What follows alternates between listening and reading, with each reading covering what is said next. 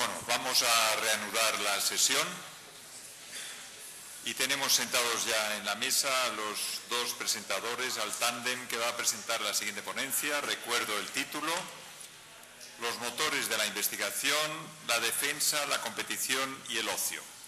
Y la van a presentar Benito Lauret e Iñaki Lauret, que da la casualidad de que son hermanos, además. Muy bien, adelante. Muchas gracias. Brevemente, el objetivo de esta rápida presentación va a ser un poco recorrer tres elementos o tres ideas que han empujado la investigación y que tienen que ver con la confrontación, en unos casos bélica, que dio lugar al nacimiento del ordenador, a la competición, que es una confrontación pacífica, más amistosa, y que permite también la evolución y la introducción de innovaciones, y finalmente en los tiempos que corren el ocio, donde hay también esa especie de confrontación, pero virtual. Ya ni es bélica ni es de competición, sino que es virtual. En la Segunda Guerra Mundial, la necesidad de hacer tablas de tiro para los cañones aliados, para calcular la trayectoria de las balas, creó una necesidad enorme de personas que calcularan estas tablas, y eran precisamente las famosas computadoras humanas, que eran unas señoras, que vemos aquí a la izquierda en la foto, que se dedicaban a hacer estas tablas de tiro. Efectivamente, rápidamente se desbordó la disposición de personas que hicieran estos cálculos, y se pidió a las principales corporaciones el diseño de un ordenador como fue el ENIAC, que en 1943 fue capaz de sustituir los cálculos que hacían las computadoras humanas. Igualmente, en el Reino Unido, la necesidad de desencriptar los mensajes nazis, que se hacían con máquinas como la Enigma, que vemos a la izquierda, en 1924, desarrollaron un ordenador como el Colossus, con muchas partes mecánicas, como vemos las poleas a la derecha, en 1944, que era capaz de desencriptar estos mensajes. Finalmente, también traemos este ejemplo del IBM SSC de 1948, que podía calcular la trayectoria de la Luna, y fue utilizado en el viaje espacial de 1969, la misión Apolo, para llegar a la Luna. En 1971, Intel inventa o realiza su primer microchip de silicio, que constituye la gran revolución de la informática, puesto que resolvía en un tamaño microscópico todo el cableado que hacía tan enormemente pesados y necesitados de espacio estos ordenadores primitivos, y sobre todo rebajó inmensamente su precio. Yo creo que es innegable la relación que tiene con todos nosotros la informática y los ordenadores en nuestros días, y cómo han cambiado en la profesión de los arquitectos. La competición es otra actividad humana que empuja enormemente la innovación.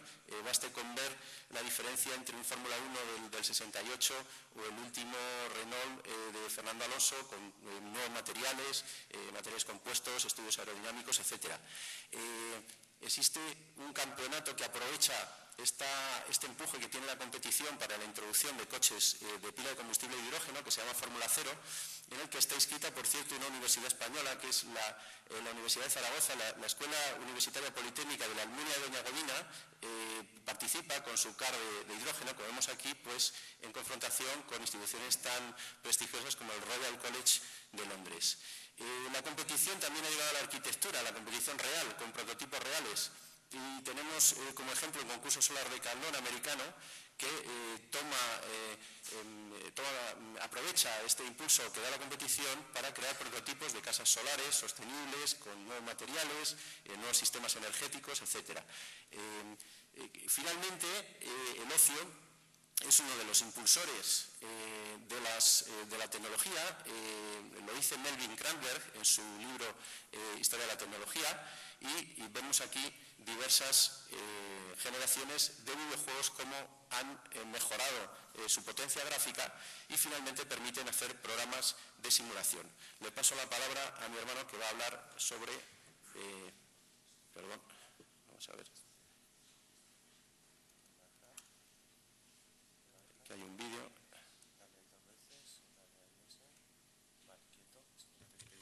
Bueno, buenas tardes. Yo quería presentarles algunos de los trabajos que he realizado de simulación virtual hechos con herramientas precisamente para juegos, como fue el Museo Virtual de Óscar Domínguez, un pintor surrealista canario. Es un proyecto de mi hermano Benito Lauret y se presentó en Arco en el año 1998.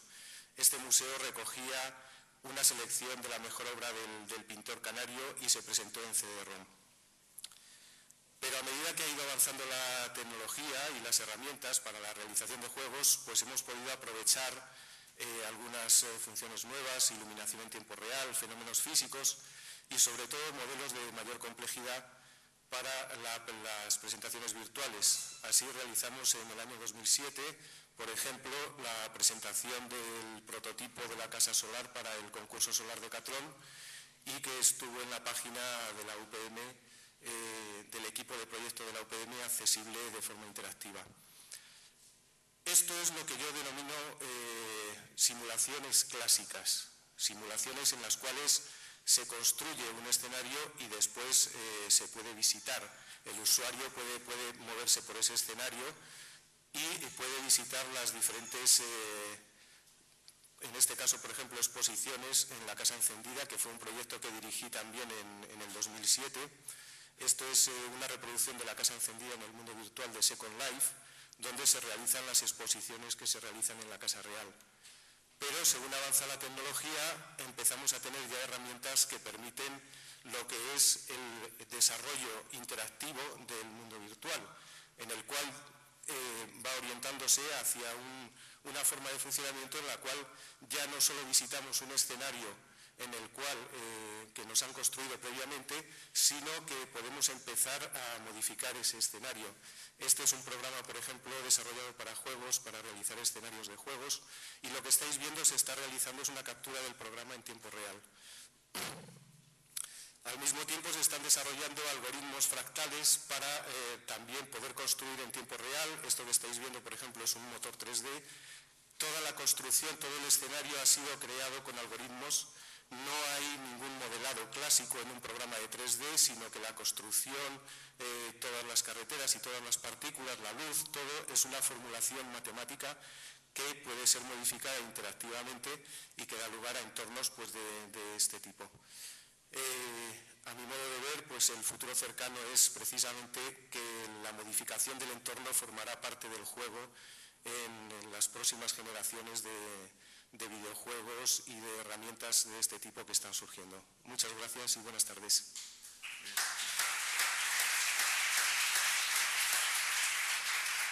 Muy bien, pues muchas gracias. Parece que ya hemos llegado por fin al siglo XXI y ahora pasamos ya a la siguiente comunicación. Nos retiramos. Sí. A la siguiente comunicación se titula La investigación de los arquitectos y está redactada por Vicente Mas Llorens, Marcelino Pelayo Valero y Eva González Jiménez de la Universidad Politécnica de Valencia. Presenta Marcelino Pelayo Valero.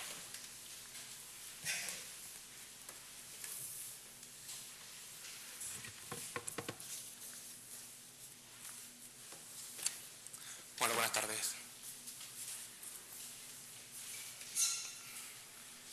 ¿Qué deben investigar los arquitectos? En esta comunicación se exponen algunas reflexiones sobre los posibles campos de investigación en arquitectura.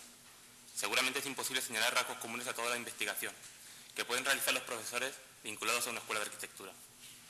Las materias de carácter científico, técnico, histórico, tienen objetos de estudio y métodos de investigación muy formalizados y distintos entre sí.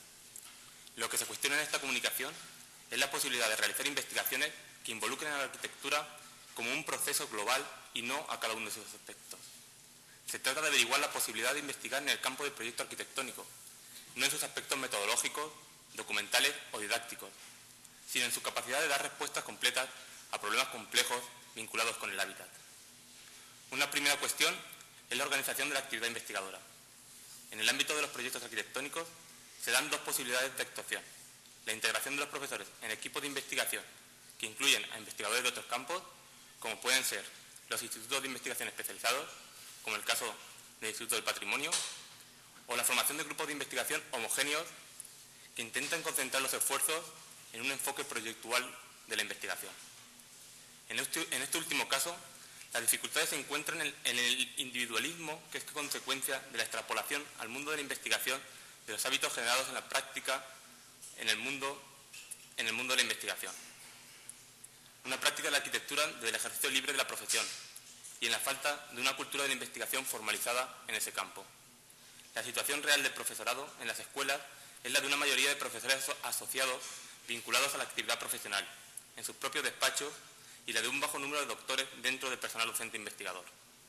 Evidentemente, este contexto dificulta la creación de nuevas líneas de investigación, lo cual se agrava si tenemos en cuenta que son los profesores doctores el único personal capacitado para dirigir los proyectos de investigación. Hasta el momento, la promoción del profesorado en los departamentos de proyectos arquitectónicos ha estado vinculada a la calidad de la obra proyectada por los distintos candidatos, pero las cosas pueden cambiar con la aplicación de las normas de acreditación generales para toda la Universidad Española. La participación en una investigación valorable por métodos objetivos y generales se ha convertido en condición indispensable para la promoción, y esto ha de suponer un cambio en la cultura de investigación en los departamentos de proyectos. Deben continuar los esfuerzos para que la investigación vinculada al proyecto arquitectónico tenga un reconocimiento a partir de sus propios mecanismos, pero al mismo tiempo deben crearse líneas de investigación acordes con las directrices señaladas en los distintos planes de I+D+I y la demanda de la industria. La existencia de una línea de investigación bien definida debe facilitar la incorporación a la universidad de jóvenes arquitectos como investigadores que, respaldados por un grupo consistente, podrían desarrollar su tesis doctoral en el marco difícilmente mejorable de su escuela. Muy vinculada a la formación de estructuras de investigación está la captación de recursos para la investigación. Dicha captación puede darse tanto por encargo como por pública concurrencia. Dentro de la investigación por encargo, podemos distinguir entre la investigación proyectual y la no proyectual, bien sea por encargo de las diferentes administraciones, bien venga de la mano de las empresas privadas. Los grupos de investigación en arquitectura deberían estar involucrados en la sociedad, en los temas de interés en el mercado, temas en los cuales tanto la administración como las empresas privadas necesitasen un asesoramiento especializado. Son muchos los temas relacionados con el área de proyectos a los que los investigadores podrían dar respuesta. Pero para resolver dichos temas con éxito, los grupos de investigación deberían de tener capacidad para asumir con facilidad esos proyectos en el seno de sus líneas. Es lógico pensar el beneficio para las empresas o la administración de contar con ciertos servicios de investigación. También es lógico pensar que todo grupo debería disponer de los medios necesarios, material, infraestructuras, personal con la formación adecuada, etc. Pero lo difícil en la mayoría de las ocasiones es comenzar en esta línea de investigación, ya que es difícil acceder a recursos económicos para comenzar una nueva investigación. La otra posibilidad para la captación de recursos es la realizada por concurrencia a proyectos de investigación con financiación pública. Estos proyectos se dividen en función del ámbito geográfico en el que se encuentran los grupos. En el ámbito europeo se encuentran como principal programa el Programa Marco de la Unión Europea. En el ámbito nacional, los planes nacionales de I+D+I, y en el ámbito autonómico, los planes autonómicos de investigación, desarrollo e innovación que dependen de cada comunidad autónoma. Estos programas o planes marcan la línea de investigación preferente para los próximos años. En estas líneas se plantean diferentes temas en los que los diferentes organismos desean centrar sus recursos. En estos momentos en la Unión Europea se encuentra vigente el 7º Programa Marco de Investigación y Desarrollo Tecnológico 2007-2013.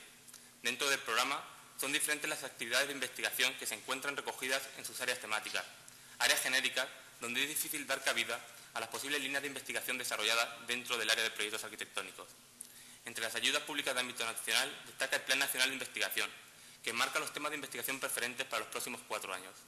En esta línea de investigación se plantean diferentes temas de interés en los que el Estado quiere dirigir sus recursos y en la convocatoria pública el sistema de asignación a los diferentes grupos de investigación. En el Plan Nacional 2008-2011 se clasifican los temas de investigación en sectores, subsectores y acciones estratégicas donde se enmarcan temas relacionados con los arquitectos. Existen diferentes temas. Como ya ha comentado antes el profesor Monjó en su ponencia, hay diferentes temas tanto en el sector de la construcción como en el sector turístico, como en las acciones estratégicas de energía y cambio climático. Estos temas son los que los grupos de investigación deberían de especializarse, ya que son los marcados por las autoridades como puntos de interés y son marcados con recursos públicos. Si además se hiciera conjuntamente con las empresas interesadas, produciría un mayor impacto socioeconómico al enfoque de las investigaciones. Pero el éxito de estas líneas de investigación no reside únicamente en acceder de forma competitiva a la adjudicación de ayudas, se necesitan de otras externalidades que ayuden a difundir y a motivar los trabajos. Aquí desarrollan un papel decisivo las revistas de investigación. Las revistas de arquitectura deben dar cabida a estas investigaciones. Incluso debería apoyarse la aparición de nuevas revistas de investigación, que serían las encargadas de dar soporte a la difusión del conocimiento generado en las investigaciones realizadas en el campo de la arquitectura. En cualquier caso, debe producirse una convergencia entre los modos de trabajo, los mecanismos de difusión habituales en la arquitectura y los sistemas de fomento y evaluación de la investigación, que se encuentran muy desarrollados en campos de conocimiento que en principio nos pueden resultar muy ajenos. Debe existir especialización dentro de los grupos de investigación, compromiso con los temas de interés general puestos de manifiesto en los planes de investigación tanto europeos, nacionales como autonómicos. Solo a partir de aquí, los arquitectos pueden plantear soluciones, las escuelas pueden respirar más allá de las aulas y los jóvenes arquitectos pueden convertirse en un gran activo para la sociedad y para la arquitectura.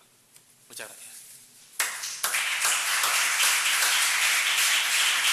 Muy bien, muchas gracias a Marcelino Pelayo. Pasamos a la siguiente comunicación titulada Investigación orientada a la comunidad, experiencias en el ámbito del urbanismo, que presenta Patricia Molina Costa.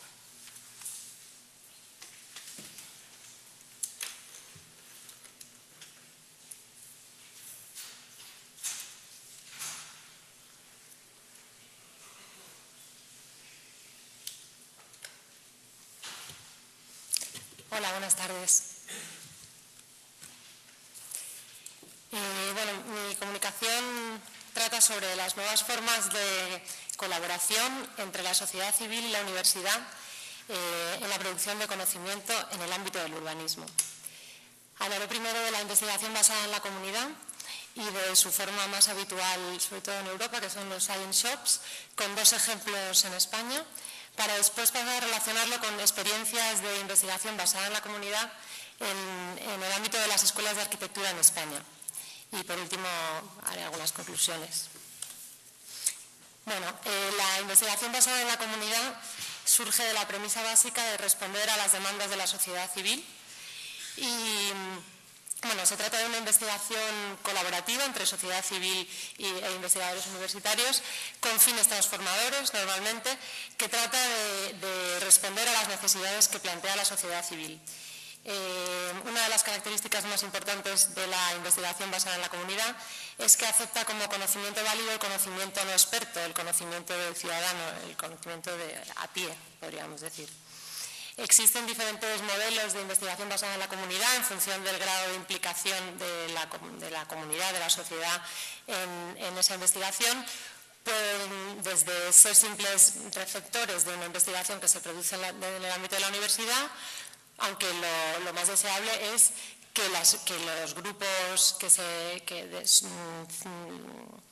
implican en estas investigaciones, formen parte de todo el proceso de la investigación, con lo cual se convierte en una investigación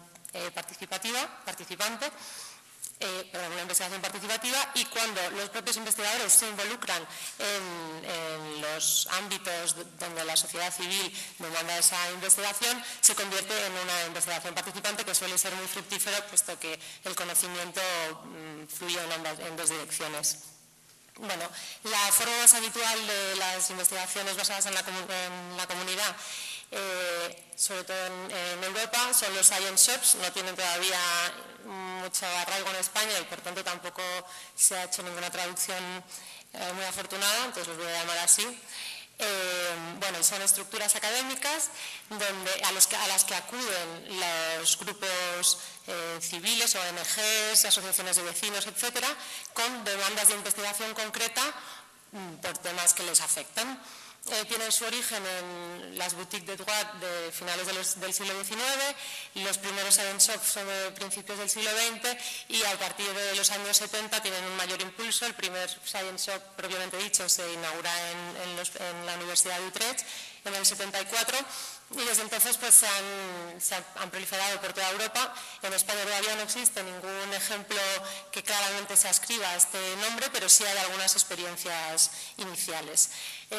Los science shops tienen un efecto muy positivo en ambas partes del contrato, porque por un lado contribuyen al empoderamiento de la sociedad civil, al formar ciudadanos informados que pueden ser interlocutores válidos con las administraciones, por ejemplo, y también conciencian a la sociedad sobre la importancia de la investigación académica. Y en otro sentido, enriquecen los programas de investigación con demandas reales de la sociedad. Suelen tener una componente local muy fuerte, porque suelen estar directamente relacionados con grupos de base local, y por ello pues parece que los departamentos de urbanismo en general pues deberían estar, serían candidatos a este tipo de plataformas de investigación. Voy a contar dos. A ver, por alguna razón no avanza.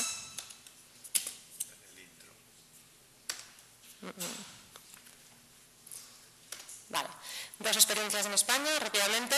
Por un lado, el taller de barris, que se creó en 2006 entre investigadores de la Universidad Politécnica de Valencia y vecinos de la Asociación de Vecinos del Palleter en el barrio de Belluters, que se juntaron para analizar la posibilidad de crear un Science Shop precisamente en la universidad, para trabajar sobre temas de urbanismo ecológico en el barrio de Belluters, en el centro de Valencia. Los vecinos querían iniciar un diagnóstico propio y unas propuestas para el barrio y acudieron a este grupo de investigación. Es un grupo multidisciplinar, abierto, que está todavía en formación, y básicamente se apoyan en la metodología de la investigación participante, y hasta ahora han realizado un diagnóstico participado del barrio, a partir del cual van a empezar a realizar propuestas.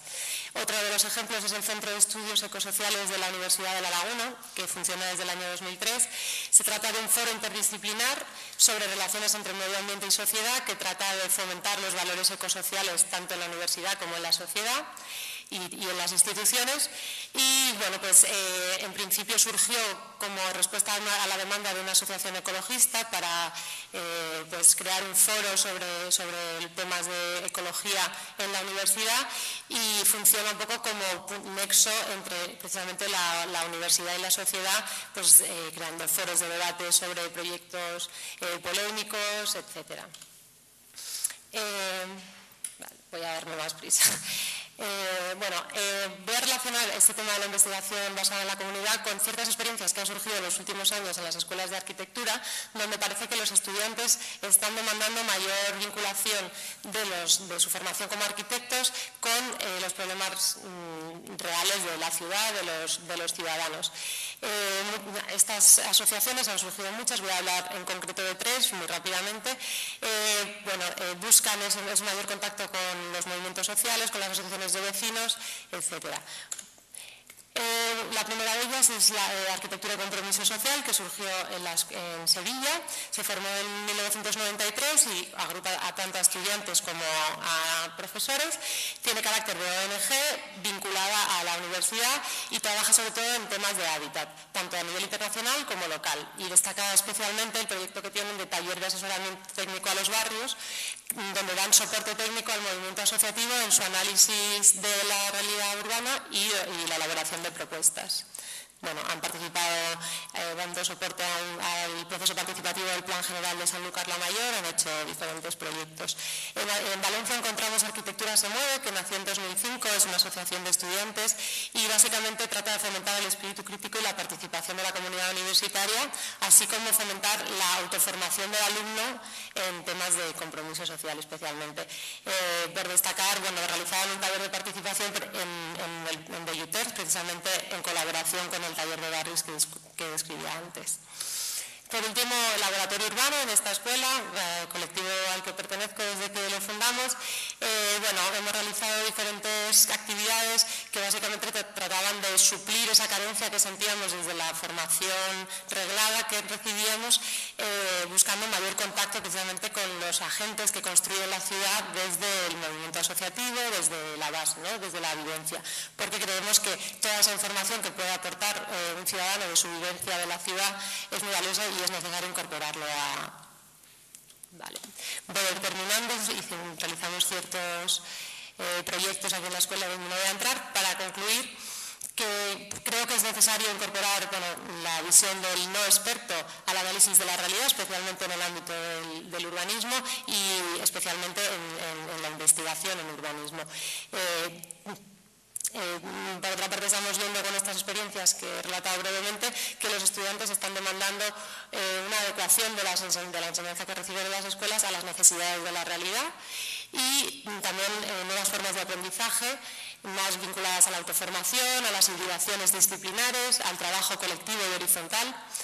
También me gustaría resaltar la transparencia de la investigación y la difusión que se consigue gracias a la investigación basada en la comunidad, puesto que directamente se está devolviendo, se está transmitiendo todo el conocimiento que se produce en la universidad de manera directa, frente pues, a la opacidad que tiene muchas veces la investigación que no se publica. Y por último, bueno, todo esto me lleva a pensar que es necesario redefinir el papel del arquitecto en la sociedad para romper un poco el ensimismamiento de la profesión y abordar la complejidad urbana pues, desde lo multidisciplinar. Vale, muchas gracias. Muy bien. Muchas gracias, Patricia Molina, por estas interesantes ideas. A ver si la gente se anima a organizar estos talleres comunales. Y pasamos al siguiente comunicación, gestores de proyectos de innovación, Farid Mokhtar Noriega y Enrique Rayón Álvarez, y presenta Farid Mokhtar. Bueno, buenas tardes a todos. Yo creo que todo el discurso sobre el tema de la investigación y la innovación está muy bien, pero luego hay un día después, que es cuando te toca hacer un proyecto, y entonces hay que empezar a gestionarlo. Y bueno, pues ahí empieza a surgir un problema importante, que quién es el que se hace cargo, cómo se hace cargo y cómo se organiza todo el trabajo, los recursos humanos, el dinero, las tareas, los objetivos y las cosas esas. Bueno, pues dentro de la tradición universitaria existe un personaje, quizás en la anglosajona es muchísimo más visible, que son los gestores de los proyectos de I+D+I. Y el tema está en que quién realmente el que va a asumir esta labor, ¿no? Porque luego entra en conflicto, bueno, pues quién es quién dentro de un trabajo de investigación. No es un problema de méritos científicos, sino problemas de controlar financieramente el proyecto y llevarlo a cumplir los objetivos, que si hay un acuerdo con una empresa, hay un plazo que cumplir y hay digamos, unos objetivos específicos que hay que alcanzarlos. Entonces, bueno, pues ahí surge el debate, bueno, pues ¿quién va a asumir esto? ¿El científico que va a dirigir todo el proyecto de investigación, los recursos humanos, o un señor financiero que, bueno, pues tiene una formación más de economista, entiende un poco de investigación, pero realmente no está más involucrado que el científico? Tenemos aquí a un problema de la falta de definición de las competencias, quién es el que va a asumirlas, quién es el que va a llevar a cabo toda esta situación de un trabajo bajo presión, en una olla, con unos plazos que hay que cumplir, con unas limitaciones económicas muy grandes, porque a la hora de presupuestar un proyecto, luego a la hora de ejecutarlo, lo más probable es que todos los costes que se habían calculado resultan ser que no eran realistas. El director de los proyectos de investigación lo vemos perfectamente en casos, bueno, pues no quiero llegar a mencionar los nombres, pero yo personalmente, bueno, pues tuve que ayudar en alguna ocasión, pues que de repente el director del proyecto se encuentra desbordado con un montón de tareas que están fuera de su, digamos, especialización o el objetivo para el cual él está haciendo el proyecto, que es la investigación, ¿no? Tiene que hacer muchas tareas de gestión, responder ante las autoridades, hacer informes, hacer promoción. Es decir, es una labor tan compleja que realmente desborda a todo el mundo.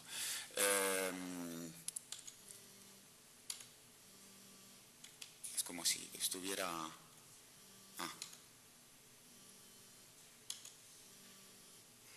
Bueno, hay unos factores importantes que influyen dentro de los proyectos y del trabajo de la investigación.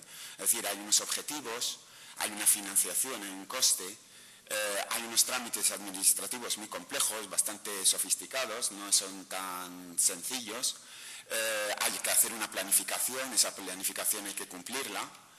Hay que desarrollar una metodología, porque una cosa es la propuesta y otra cosa es la puesta en marcha real. Hay unos plazos que cumplir, que todo eso, bueno, pues influye mucho en... hay una gestión de recursos humanos, de política de becas, de política de contratación de investigadores, hay una gestión de la difusión, hay una calidad, porque hay que evaluar los proyectos y someterlos a evaluaciones, y hay una sostenibilidad, yo la llamé mantenimiento, pero realmente, bueno, pues es una sostenibilidad en el tiempo. Y todo eso, bueno, pues hay una parte muy subjetiva y cada uno pues enfoca la situación desde un punto de vista muy distinto. Bueno, todo eso, ¿por qué lo estamos hablando? Porque realmente pues enfrentarnos a la empresa o colaborar con la empresa, vamos a encontrarnos que siempre hay intereses totalmente opuestos. Por eso existe la necesidad de plantear digamos, la formación de un gestor especializado o una persona especializada en ese campo, que sería el gestor del I+D+I. Es una persona que quizás nosotros en España no le conocemos, pero en Estados Unidos este personaje existe y realmente, bueno, pues yo he tenido contacto con algunos de ellos, especialmente Nicolás Negroponte. Yo creo que muchos de vosotros habéis oído hablar de él, y lo más curioso es que es un arquitecto, y bueno, pues gracias a sus gestiones pues consiguió bueno, pues construir uno de los centros de innovación y de investigación más importantes del mundo, que es el Media Labs. Por eso la idea nuestra es esta, ¿no? Lanzamos la propuesta de que hay que formar los gestores de los proyectos de innovación, y estos tienen que tener, bueno, pues, digamos, unas competencias que hoy por hoy todavía no están en la universidad. Yo creo que ni siquiera en ningún tipo de disciplina este tipo de personaje todavía existe. Muchas gracias. Muy bien. Mi compañero ha desaparecido. Primera, hay una segunda comunicación de los dos mismos autores. Sí, yo pido las disculpas porque mi compañero no ha podido venir, así que la voy a tener que presentar yo. Pues adelante. Se titula Colaboración Universidad-Empresa no significa innovación express y creatividad a bajo coste. Bueno, pues un momento.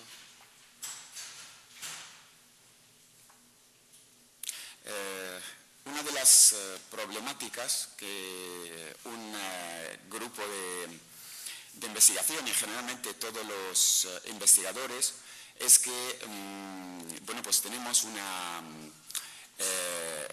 necesidad hoy por hoy que se ha convertido en una necesidad estratégica, que la universidad colabore con las empresas. Y bueno, pues eso se está extendiendo en todas partes y bueno, pues cualquier de ustedes que ha participado en la elaboración de un plan de estudios sabe muy bien que en uno de los apartados hay que justificar bueno, pues aspectos de formación, de prácticas, de colaboración de universidad-empresa, especialmente si estamos hablando de grados de máster. Bueno, pues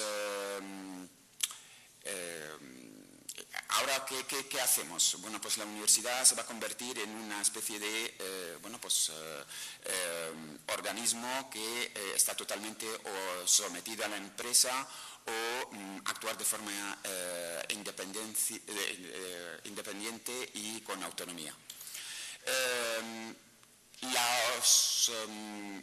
Uno de los principales problemas que tenemos en la sociedad, y yo creo que es un problema generalizado, y eso lo he contrastado con investigadores de cierta relevancia, y es que hay ciertos mitos sociales sobre lo que es la innovación y cómo se lleva a cabo, que están produciendo un gran, digamos, problema para los científicos, especialmente en los resultados que se espera de ellos y el coste y el plazo que se espera de la innovación. Entonces, por ejemplo, pues hay un debate que quién asume esa innovación, ¿no? ¿Cómo se valora esta económicamente? Es decir, nadie sabe exactamente cómo se puede valorar la innovación de forma económica. Y luego el problema de repente pues cambiamos de modelo y de forma totalmente arbitraria pues se intenta modificar una forma de trabajar dentro de una sociedad y introducir modelos extraños que no están acostumbrados a llevarlos a cabo. Por ejemplo, cuando vemos en el ámbito europeo a Alemania, veremos que tiene una tradición de investigación y desarrollo muy distinta a la tradición americana. Y entonces, bueno, pues ¿qué modelo vamos a usar? ¿El modelo europeo, alemán o el modelo estadounidense? Hay una lectura que os recomendaría, que es el libro Los mitos de la innovación, y ese libro un poco intenta desmitificar esa idea de la creatividad, de los proyectos innovadores y que, bueno, pues cómo se genera la innovación, cómo se produce, cómo nace. Yo creo que uno de los principales problemas que tenemos es una difusión a la ligera de toda la labor de la investigación científica, y yo creo que uno de los principales problemas, y eso, bueno, pues lo voy a mostrar en un, digamos, gráfico o una tabla. Vemos que aquí hay una serie de, veréis en la diapositiva, pues que hay una serie de mitos sobre lo que se supone la investigación y la innovación, ¿no? Entonces, bueno, pues vemos que la idea básica que vemos al final, que la innovación es buena para la sociedad, y le explica que eso no es cierto y que la sociedad pues experimenta una resistencia tremenda a todas las innovaciones. Bueno, por ejemplo, hay otros mitos nuevos, por eso yo los pongo como mitos 2.0, son que las patentes, bueno, la obsesión por proteger las patentes, el concepto de ingeniería inversa ha hecho saltar por los aires todo lo que es patentes, es decir, una patente hoy por hoy pues puede durar solamente máximo 2 años. Bueno, pues el tema de las economías colaborativas, bueno, pues por ejemplo, pues un problema fundamental, que la producción artística, o sea, la música, tiene muchísimo más protección que la producción científica. La web 2.0, todo el tema de las redes, el problema del plagiarismo. Bueno, la forma de trabajar, ¿no? El plagio, por ejemplo, hoy por hoy, pues es un problema que las universidades están muy preocupadas por la cultura de los alumnos que buscan información en Internet, copian y pegan.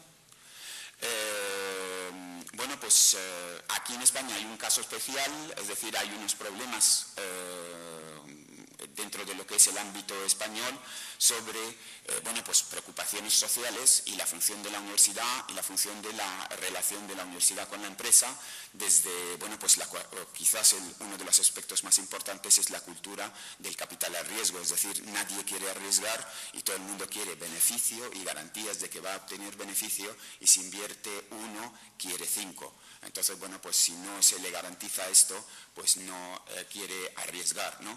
Entonces, bueno, también los problemas del empleo, los problemas de muchas más cosas. Entonces, bueno, pues una de las cosas de los trabajos que hemos hecho, sí, un momento, es que no salta la diapositiva.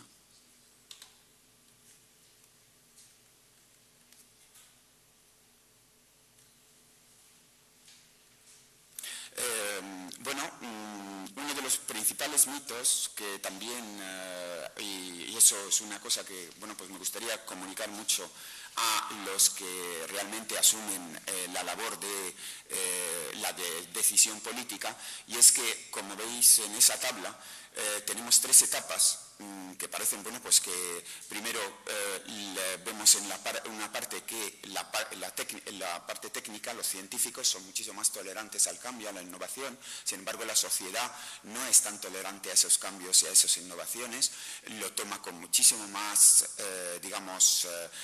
escepticismo, pero luego esta misma tabla lo veremos ahora como el plazo dentro de esa tabla. Es decir, en la primera etapa vemos que tarda 10 años, es decir, simplemente el laboratorio, la idea que circula por ahí, y luego hay una etapa que son 40 años, y eso está medido en casos reales que ya se pueden incluso citar, y luego una tercera etapa de 20. Es decir, si sumamos un ciclo de innovación completo son 70 años.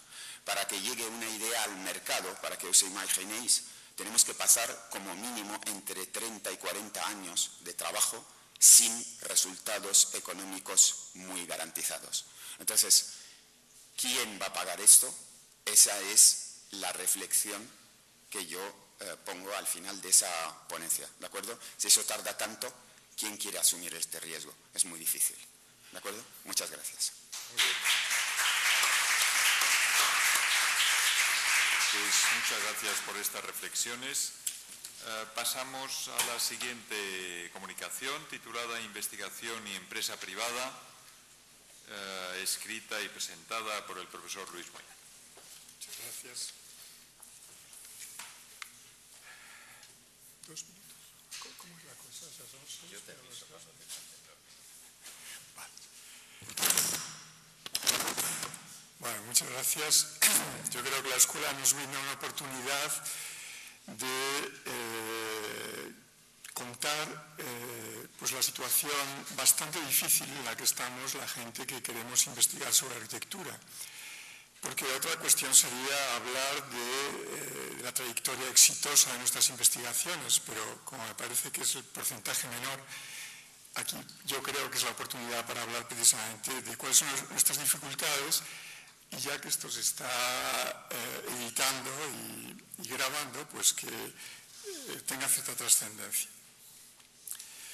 Para hacer esto, yo me he basado en un trabajo que hemos estado haciendo un grupo de investigación sobre la vivienda social, que trata de abordarlo de una forma polivalente, es decir, de una forma pluridisciplinar. Es un poco lo que aportábamos.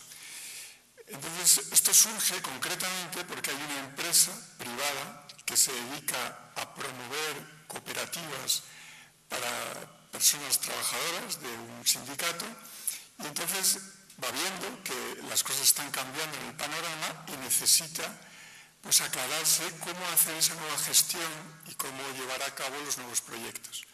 Entonces acude a la escuela, encuentra a este grupo de investigación y nos ponemos a trabajar en ello encantados.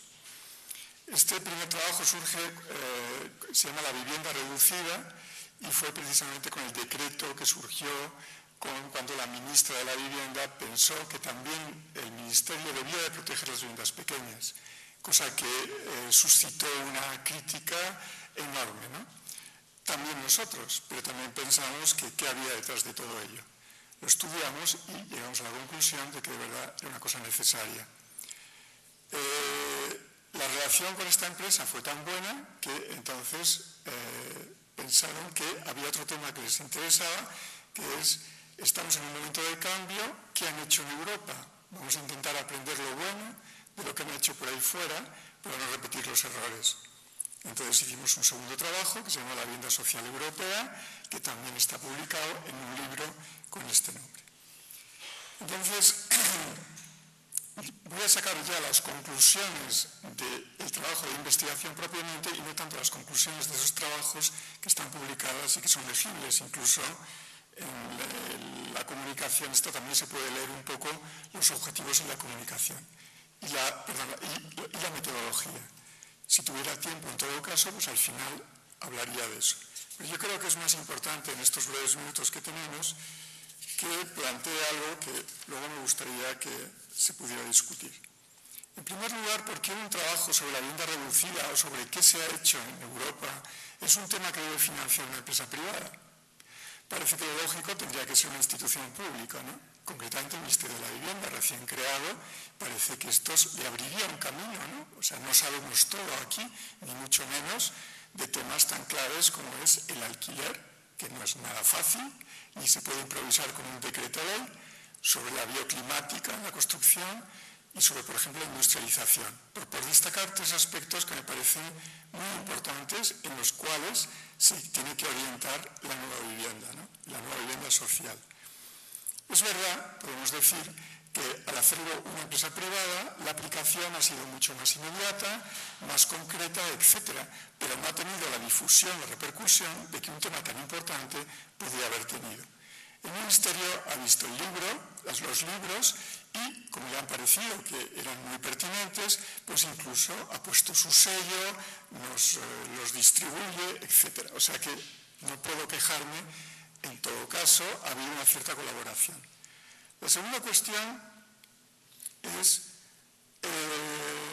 ¿por qué temas de arquitectura tienen tan difícil acceso a la financiación de instituciones públicas? ¿Por qué es así?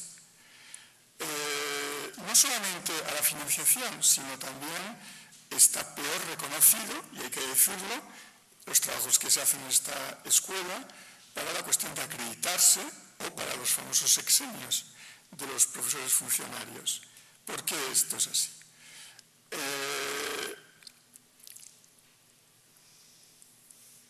Yo creo que habría que tener en cuenta la importancia del tema sin atender tanto al procedimiento de financiación. Es decir, si el tema es importante, ¿por qué una institución pública no tiene más tendencia, más impulso para financiarlo? Tercera cuestión.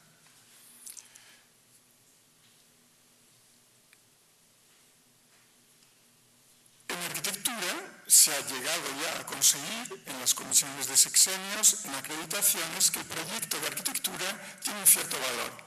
Pero ¿por qué no lo tiene en la misma medida una investigación sobre arquitectura y urbanismo? Eso es constatable. O sea, es muchísimo más meritorio haber hecho un proyecto, haberlo difundido en revistas, determinadas revistas que están indexadas, etcétera, que realmente hacer un libro o hacer artículos que puedan tener un interés a un nivel científico, conceptual. Cuarta cuestión. ¿Por qué en la investigación y en su valoración se confunde la difusión con la comercialización? O sea, una investigación es más apreciada cuanto más se difunde de una forma comercial.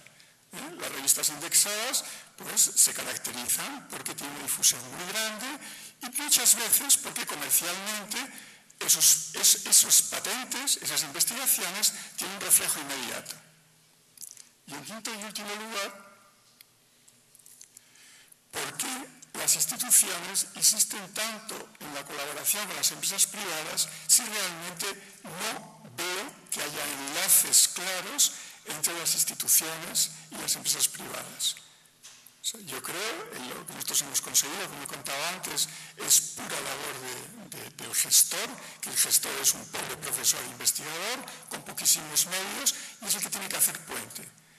Esos enlaces me parece a mí que deberían de estar estructurados y organizados para que esa conexión fuera inmediata. Porque si no, en arquitectura, un proyecto de investigación encargado por una empresa se convierte en el encargo de un proyecto. Y con todas sus consecuencias, no vale para ser reconocido suficientemente, no tiene apoyos para futuras investigaciones, etc. Yo me alegro de la ponencia anterior, de mi compañero, porque creo que iba en el mismo sentido y me está pareciendo que puede haber varias ponencias que van en el mismo sentido. Es decir, hay que reclamar desde esta escuela que la investigación en arquitectura y en urbanismo se ha reconocido, y cuando hablo de instituciones no hablo de instituciones remotas, hablo de la propia Universidad Politécnica de Madrid. Nada más, muchas gracias. Muy bien. Pues muchas gracias. En efecto, esa propuesta remacha las anteriores y algunas anteriores, y a lo mejor en el coloquio que tenemos en la última hora tiene alguna respuesta a todas estas preguntas. Pasamos entonces a la siguiente comunicación. Estaba programada la comunicación de María Jesús Muñoz Pardo, pero no se va a dar esa comunicación, sino que en sustitución de ella, otra comunicación que se titula Investigación coordinada entre universidades, caso de la arquitectura de la aldea ceremonial de Orongo, por María Eugenia Pallarés Torres y escrita también por Luis Maldonado Ramos. Presenta María Eugenia Pallarés.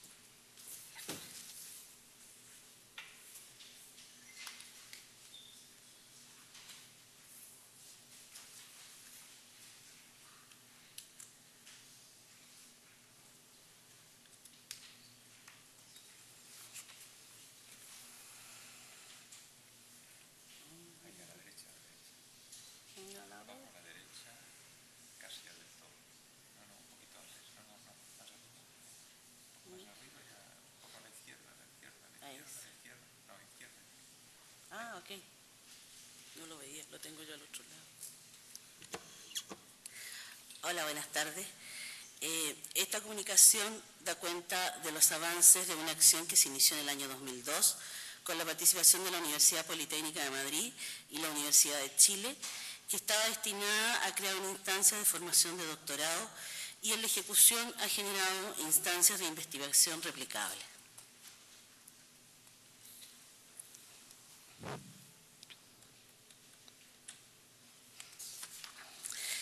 Los antecedentes que permitieron crear el programa han sido, desde la perspectiva de los integrantes, lo fundamental, el interés por crear espacios de intercambio que tienen como precedente la participación de estudiantes chilenos en programas de esta escuela y por otra la de profesores de esta unidad académica en actividades conjuntas. Ambas circunstancias permiten entender que existen particularidades que con determinados matices podrían generar productos de interés para las dos instituciones. Desde la perspectiva normativa, es importante destacar la existencia de convenios que facilitan las operatorias a los que se agregan espacios de acción específicamente creados para el efecto. Finalmente, y también de gran importancia, se debe destacar la existencia de redes de personas dispuestas a enfrentar el desafío de instalar a miles de kilómetros de distancia un programa de formación de tercer ciclo. La creación del programa de doctorado conjunto demandó voluntades y recursos. Es importante señalar que el grado de doctor en arquitectura en América del Sur es una necesidad reciente y solo demandada en círculos académicos.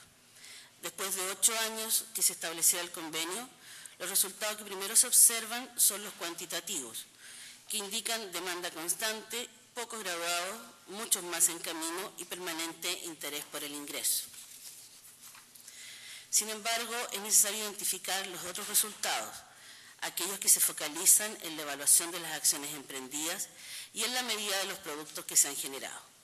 En este contexto, parecieran mucho más relevantes los resultados que se refieren a opciones de intercambio, integración, competitividad y movilidad, y que se han producido naturalmente sin que existiera intención. Situación no menor, porque al cuantificarlos pareciera que el subproducto es mucho más valioso que el resultado esperado.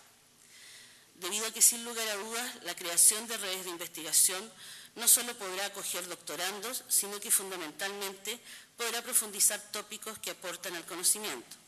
Además, por las características de los integrantes, logrará mejores oportunidades de transferencia y difusión, cuestión no menor en el área de la arquitectura y el urbanismo, que cuenta con escasos medios de publicación en revistas de corriente principal. Las instancias de investigación son la oportunidad para avanzar en el conocimiento, fundamentalmente desde la frontera de la incorporación de argumentos que permiten validar hipótesis y transversalizar resultados. Es por ello que las temáticas de investigación, que suelen tener sesgos locales, se abordan de manera que permitan construir modelos factibles de homologar y transferir. Situación no menor, ya que podría, al menos en determinadas áreas de la arquitectura, construir consensos. La tesis doctoral Tipología constructiva de la aldea ceremonial de Orongo es una investigación que permite ejemplificar lo expuesto.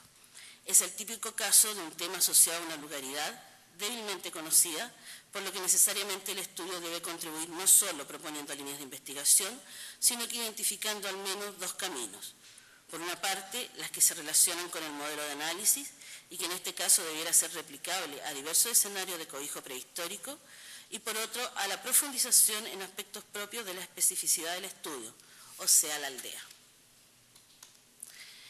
El tema de estudio corresponde a una de las más notables intervenciones prehistóricas destinadas al cobijo. Se encuentra en la isla de Pascua, que es un pequeño territorio de 166 kilómetros cuadrados, localizado en la mitad del Océano Pacífico, a 3.800 y 4.000 kilómetros de distancia de los sitios más cercanos. Es conocida por la estatuaria megalítica con que se coronaban las tumbas funerarias. La aldea es un pequeño asentamiento formado por espacios de encuentro, de culto, de cobijo, servicio y cultivos. La condición de ceremonial y estacionaria fue observada por los descubridores y los ritos que en ella se practicaban se extinguieron tiempo después, por lo que el análisis que se realiza asume la funcionalidad y desde ella interpreta las condiciones sociales y tecnológicas que facilitaron la materialización. Para enfrentar el estudio se diseñó un modelo de análisis fundado en la interpretación de variables que permiten identificar espacialidades, destinos, usos, orientaciones, compromisos, estructuraciones, procesos constructivos, materialidades, etc. Se destacan los aspectos tecnológicos y las técnicas que facilitaron la producción, se identifican las debilidades, se observan las restauraciones y se hacen las recomendaciones. Los productos del estudio se focalizan en la investigación y se orientan a distintos nichos que cubren desde las instancias iniciales con los alumnos de pregrado hasta la formulación de líneas que pueden generar nuevos estudios en las opciones de proyectos o tesis. A la fecha se han realizado 3 seminarios de investigación, se está desarrollando una tesis doctoral que usa como insumo esta tesis y otra que utiliza el modelo de análisis. Se presume que existen al menos 3 instancias más. Como se observa, el aporte al conocimiento tendrá 2 líneas, la del modelo y la del sitio. Luego, la esperanza es que ambos sentidos existan réplicas a fin de demostrar la relevancia de los estudios en temáticas que por sobre la lugaridad aportan desde el planteamiento. Sin lugar a duda, los productos de la asociación entre universidades entrega aportes que se pueden clasificar dependiendo de las fuentes emisoras. Y en ese sentido, las ganancias tienen repercusiones para la asociación y para cada uno de los actores. Pero la ganancia principal es sin duda alguna las perspectivas que se abren y que de estar convencidos de las oportunidades que ofrece la interacción, debieran materializarse en nuevas instancias que promuevan la creación de redes que convoquen a mayor cantidad de actores y modelos de docencia que abran las aulas y por consiguiente las posibilidades de comunicación e integración. Muchas gracias.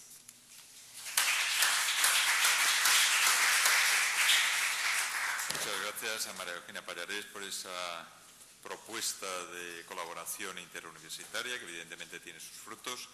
Y pasamos a la siguiente comunicación: reinterpretación de los sistemas de tratamiento y gestión de aguas residuales, firmada por un grupo bastante numeroso: Consolación Ana Charromán, Alberto Gómez González, Irene Cuerda Vázquez, Óscar Domínguez Rojas, Francesca Olivieri, César Bedoya Frutos y Javier Neila González. Y la presenta Alberto Gómez González.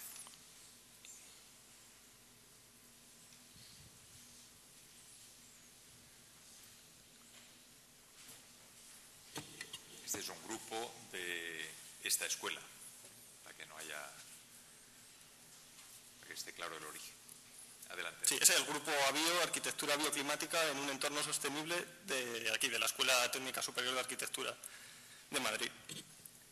El trabajo que se expone explica la metodología empleada para el desarrollo del subproyecto 10, Sistemas para la optimización del comportamiento eficiente de las viviendas, dentro del proyecto singular estratégico INVISO, Industrialización de Vivienda Sostenible. El subproyecto se divide en 6 líneas de investigación y concretamente se expone la correspondiente a la gestión eficiente del agua en vivienda. El objetivo de la investigación es la reinterpretación de aquellos sistemas industrializados que permitan la optimización de los recursos hídricos en vivienda a través de la redefinición de los hábitos domésticos asociados al agua. Para ello, se establece como estrategia metodológica el análisis y relectura de las estrategias existentes relacionadas con la gestión del agua, planteando una serie de fases de trabajo interrelacionadas que nos permitan determinar los sistemas a desarrollar como prototipo industrializable. Las 4 fases de trabajo son: la primera fase, determinación del estado actual de los sistemas de gestión de agua y catalogación de las estrategias existentes. La segunda fase consiste en la baremación ponderada de todas las estrategias analizadas en la primera fase de identificación y el análisis de aquellas que presenten un mayor interés para su desarrollo desde el punto de vista de la innovación, la sostenibilidad y la funcionalidad.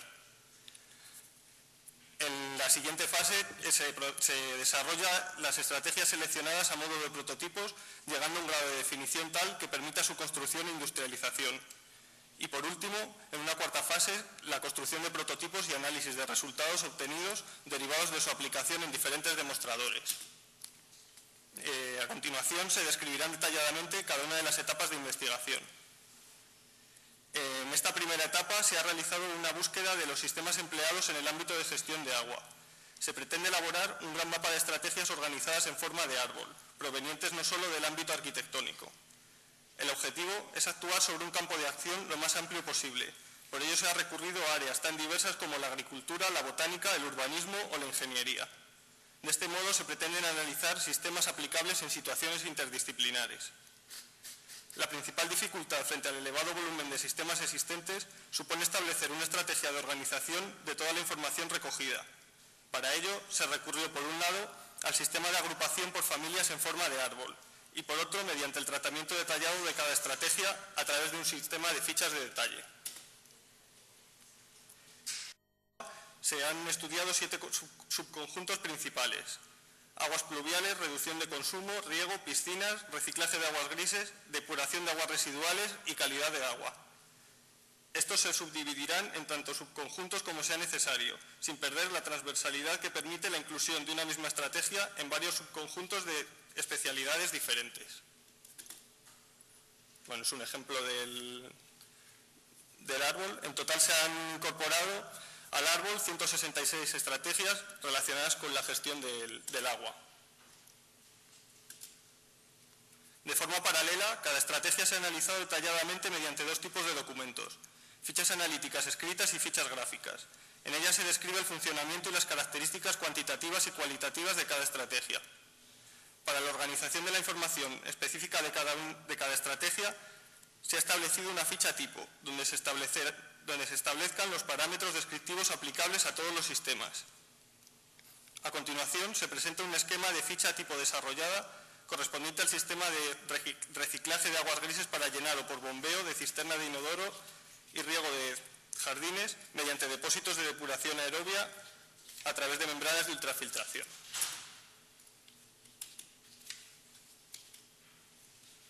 Anexo a cada ficha se presenta además un listado de fabricantes y comercializadores de cada sistema. De forma complementaria a la información de las fichas analíticas, se ha desarrollado una ficha gráfica que describa las características comunes tipo de cada estrategia. Todas las fichas cuentan con una estructura base, en las que se describe primero la ubicación de la estrategia respecto al edificio de aplicación, acompañado por un dibujo a línea explicativo más detallado sobre el funcionamiento y sus componentes. En la segunda fase, una vez analizadas todas las fichas, se procede a una baremación ponderada de cada sistema. Se ha realizado una primera selección, descartando aquellas estrategias que presentaban un grado de industrialización y de aplicación a viviendas de protección oficial medio o inferior.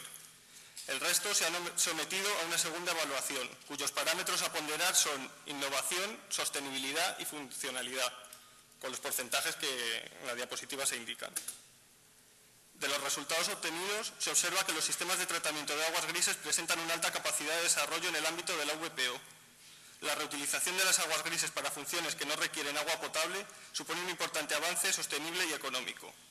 Las posibilidades de innovación espacial frente a los sistemas tradicionales y su relativamente fácil aplicación en el ámbito doméstico contribuyen a la elección de esta subcategoría como futura línea de investigación. En la tercera etapa, que es la que estamos desarrollando ahora junto con la cuarta, se desarrollan las estrategias seleccionadas a modo de prototipos. En función de las características intrínsecas de la vivienda de protección oficial, economía de medios, minimización de superficies útiles y bajo presupuesto, se plantean 2 sistemas a desarrollar en relación con el tratamiento de aguas grises. Un sistema compacto individual de tratamiento de aguas grises y un sistema comunitario industrializable de fitodepuración. Este es el primer ejemplo, que bueno, por tiempo tampoco vamos a entrar a detallarlo, que es un tabique modular que propone organizar en un mismo sistema las instalaciones de ventilación, iluminación natural y tratamiento de aguas grises en baños y aseos. Y el segundo sistema que se analiza es el sistema industrializado de fitodepuración, que propone el tratamiento de aguas grises para su posterior reutilización tanto para el riego como para la descarga de inodoro. La construcción de este sistema modular permite su crecimiento en superficie por agregación de bancales y en profundidad por agregación de celdas de acumulación. Su reutilización será para descarga de inodoros, para sistema de riego o para el mantenimiento de espacios urbanos. Por último, la cuarta fase, construcción de prototipos y análisis de resultados obtenidos derivados de la aplicación en diferentes demostradores. En esta cuarta etapa, todavía en fase de desarrollo, se pretende la construcción de los prototipos planteados. En primer lugar, se ha desarrollado una fase de predimensionado y consideraciones previas, que justifican la aplicación de los sistemas en diferentes casuísticas y consumos de agua, comprobando cómo el reciclaje de aguas grises supone un importante ahorro no solo para la disminución del consumo de agua potable, sino también para la reducción del volumen vertido a la red de saneamiento. Y por último, mientras el prototipo del tabique técnico está todavía en fase de construcción, un primer sistema de fitodepuración va a ser monitorizado en colaboración con el Aula Medioambiental de Pozuelo de Alarcón. Otros demostradores previstos son en edificios de viviendas experimentales en Toledo y Cáceres y el edificio de la Agencia Local de la Energía de Rivas Vacia Madrid. Muchas gracias.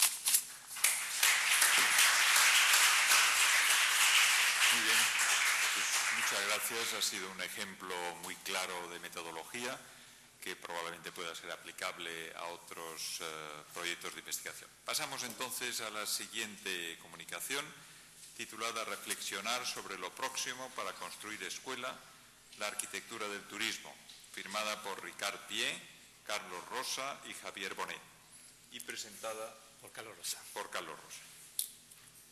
Todos ellos de la Escuela Técnica Superior de Arquitectura del Vallés, bueno, no todos ellos. Carlos Rosa es de la Escuela Técnica Superior de Arquitectura de Málaga y Javier Bonet también, y Ricard Pié de la Escuela de Arquitectura del Vallés. Bueno, buenas tardes a todos. Yo soy Carlos Rosa, como ha comentado. Soy secretario de la Escuela de Arquitectura y vengo también un poco a plantear el problema que tenemos las escuelas pequeñitas, las que se acaban de formar. La Escuela de Málaga lleva ahora mismo 4 años, o sea que todavía no hemos sacado ninguna titulación. Y por tanto, frente a las grandes escuelas, que quizás sean un poco más pesadas, pero que llevan más tiempo, la nuestra, la única ventaja que tiene es que es una escuela ágil. Cuando Ricard Pié se le encarga por parte de la rectora diseñar la Escuela de Arquitectura de Málaga, evidentemente plantea un programa completo, un programa que va con el proyecto académico, un proyecto científico que está dirigido a la especialización de la escuela, que es el turismo de masas, eso sí. Y por tanto, en ese trípode de proyecto académico, proyecto científico y compromiso social, hacemos una apuesta en la investigación absolutamente por la arquitectura del turismo de masas. ¿Por qué? Primero, por el entorno. La Escuela de Málaga es la tercera escuela de Andalucía, me parece que en su momento fue la número 30 de España, estamos hablando hace 4 años, y evidentemente se coloca en la Costa del Sol. Pues qué mejor sitio para poder investigar que toda la cultura, todos los procesos urbanos que se han generado en la Costa del Sol. Y segundo, porque buscamos una proyección internacional. ¿Y eso por qué? Porque el turismo es la segunda actividad económica actual. Por encima de ella se encuentra la actividad energética y hasta hace poco tiempo también la actividad del automóvil. Por tanto, buscamos situar la Escuela de Arquitectura en el mapa universitario con un tema específico y claro. Buscamos además también ese tipo de formación, evidentemente no se da en la formación de grado porque es la básica del arquitecto, se localiza sobre todo en la de posgrado y en la creación de la línea de investigación de arquitectura turística y paisajes de posgrado y en el laboratorio de investigación de turismo de la Escuela de Arquitectura, que cuenta ahora mismo con 6 investigadores contratados, es decir, que tenemos ahora mismo una apuesta bastante fuerte. ¿Qué buscamos? Buscamos sobre todo una construcción teórica del turismo de masa. Por tanto, un estudio y análisis detallado de la realidad y una reflexión específica de qué papel ha tenido la arquitectura en la configuración de estos nuevos espacios sociales. Por tanto, el objetivo, como también, es desvelar aquello que hay específico y cuál es la responsabilidad de nuestra disciplina en la conformación de todos estos fenómenos de aglomeración turística. ¿Qué tenemos en contra? Pues que no hay apenas trabajo desde la disciplina de arquitectura, sino mucho de la economía, de la geografía, incluso de la Escuela Universitaria de Turismo, de marketing, etc. ¿no? Hay mucha reticencia a la hora de investigar el turismo desde el campo de la arquitectura y el urbanismo. Primero, ¿por qué? Por los malos resultados que hemos experimentado durante estos 50 años, ¿no? Porque al turismo también se le asocia pues, actividades, que ve el caso de Marbella, en todos los problemas derivado de la disciplina urbanística, ¿no? E incluso también por las propias características disciplinares del discurso del turismo en el urbanismo, ¿no? Por tanto, hay una importancia cualitativa del problema y una responsabilidad social y disciplinar por parte de la arquitectura que nosotros queremos avanzar y profundizar. ¿Y cómo lo hacemos? Mediante dos proyectos que están ahora mismo realizándose. Uno, el estudio de las piezas mínimas del turismo, y el otro con la elaboración del ALA del turismo, que se basa en 3 fases: el ALA de la Costa del Sol, el ALA del Mediterráneo y el ALA del mundo. ¿Por qué las piezas mínimas del turismo? Porque en la ciudad industrial el territorio es el soporte para su actividad. Bueno, sobre la ciudad industrial sabemos muchísimo en las escuelas de arquitectura. Sin embargo, en la ciudad turística el territorio como paisaje es su razón de ser, mientras que para la ciudad industrial el territorio es una zona para expandirse. La base del turismo y de la arquitectura turística, por tanto, es el territorio como soporte paisajístico. La ciudad turística es también la ciudad del ocio, la del disfrute del lugar, de la actividad graciosa, ¿no?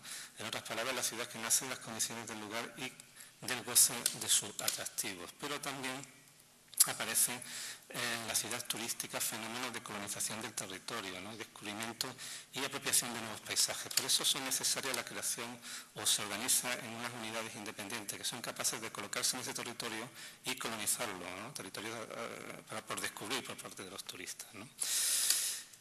Piezas fundamentales que ya hemos estudiado y que son continuación de los proyectos realizados por Rosa Barbá y el propio Ricard Pi, bueno, el hotel, ¿no? Que es el equipamiento básico.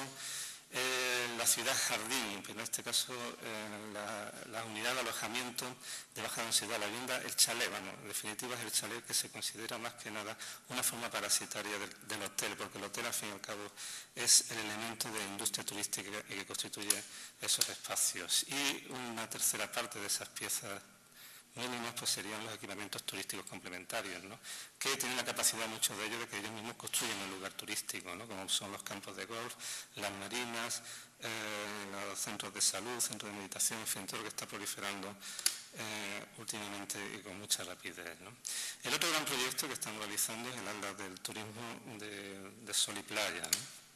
Porque evidentemente no solo se puede analizar el problema de la aglomeración turística de las piezas mínimas, sino de cómo ha ido construyendo todo ese gran conglomerado y esa aglomeración que constituye, pues, el claro ejemplo de ello, la Costa del Sol. Por tanto, hay una investigación sobre la naturaleza arquitectónica y urbanística del fenómeno turístico. Como comentaba antes, no se puede centrar únicamente en las piezas mínimas, sino también en todo el agregado urbano que se produce alrededor del mismo, ¿no? Las costas mediterráneas, la costa italiana, la costa del sur de Francia, muchas de las islas del Mediterráneo, pues han ido sufriendo un poco estos corredores urbanos construidos en estos últimos años. Por ello es fundamental estudiar la ciudad turística actual. Excepto en algunas operaciones muy singulares, la ciudad turística nunca ha sido analizada desde el turismo, sino siempre se ha entendido como una lucha desigual entre la industria del turismo y la especulación inmobiliaria, ¿no? La investigación que se lleva a cabo, por tanto, en la Escuela de Arquitectura propone evaluar la situación y formular un diagnóstico que permita establecer unas estrategias de futuro. Actualmente estamos haciendo la ALA de la Costa del Sol, estamos preparando una red internacional para afrontar el siguiente paso, que es el ALA del Mediterráneo. Para eso hemos creado una pequeña red con otras escuelas de arquitectura del Mediterráneo, la Sapiencia, la Escuela de Rabat, la Escuela de la Villette. De hecho, vamos a preparar un workshop en junio sobre espacios turísticos de la Costa del Sol, y más adelante pues terminaremos con un ALA del mundo atendiendo pues muchísima atención con los mares cálidos del Caribe y del resto del mundo, ¿no? Por tanto, ¿qué buscamos con los ALA? Pues evidentemente sistematizar el conocimiento, estimar cuáles son las condiciones y los recursos naturales que todavía existen, cuál ha sido la evolución de ese aparato turístico que ha ido construyendo o destruyendo ese litoral marítimo, ¿no? Y considerar cuáles han sido las condiciones administrativas y urbanísticas que han fomentado o han producido ese proyecto, ¿no? En las conclusiones, bueno, pues el estudio de las piezas mínimas del turismo y la confección del ALA del turismo de la Costa del Sol, pues evidentemente tiene como objetivo poner las bases para una reflexión científica sobre el papel de la arquitectura, el urbanismo y el paisaje en la configuración del espacio turístico, fijar un marco teórico que es muy escaso, que existe actualmente, ¿no? Y un debate sobre el papel de la arquitectura del turismo, elaborar una base de datos sobre las piezas actuales y los espacios urbanos turísticos y crear finalmente un observatorio de seguimiento de la realidad urbana turística desde la naturaleza arquitectónica, pero siempre con una raíz puramente turística. La ciudad turística, por tanto, no se puede desarrollar contracorriente, ¿no? Anteponiendo los beneficios especulativos sobre la industria turística. Hay un aspecto que consideramos interesante, es que es necesario que la sociedad asuma un compromiso a favor de la actividad turística como una oportunidad cultural, ¿no? Debemos aportar, por tanto, conocimiento y buenas prácticas.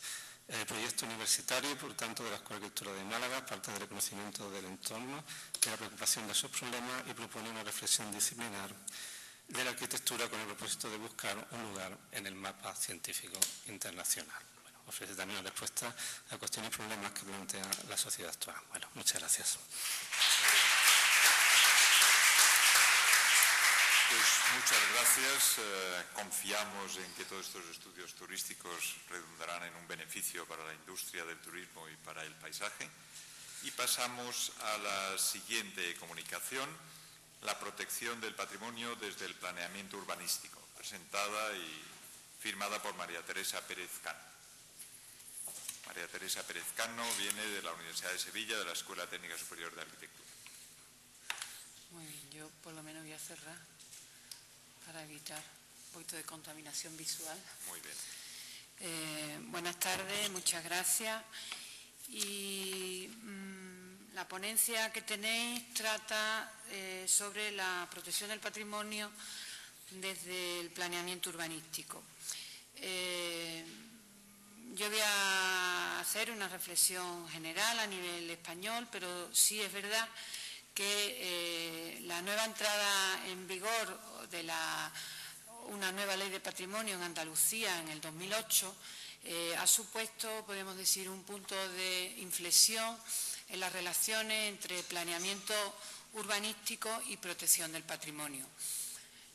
La protección del patrimonio podemos decir que es una tarea vinculada al arquitecto prácticamente desde sus inicios, aunque siempre desde el punto de vista, podemos decir, de la restauración. La ponencia va recorriendo, va analizando lo que puede ser la formación del arquitecto, los planes de estudio, las competencias profesionales y los campos de investigación. Entonces, tenemos una primera etapa donde los planes de estudio de todas las escuelas, en principio Madrid y Barcelona, eran planes de estudio donde se trataba muy poco el urbanismo, urbanología casi de las primeras en el año 32. Digamos, la primera etapa de la profesión del arquitecto está muy vinculada a la edificación. Va pasando el tiempo, empiezan legislaciones que nos dan competencias profesionales y eso se va asumiendo en el campo de lo que puede ser la enseñanza de la arquitectura y de la profesión. Nos encontramos que en el año 33, 1933, es la primera vez que aparece una ley de patrimonio nacional, pero es una ley que, aunque vigente hasta el año 85, podemos decir que le falta instrumentación. Es una ley con, digamos, buenas intenciones, pero no sabe cómo aplicarse.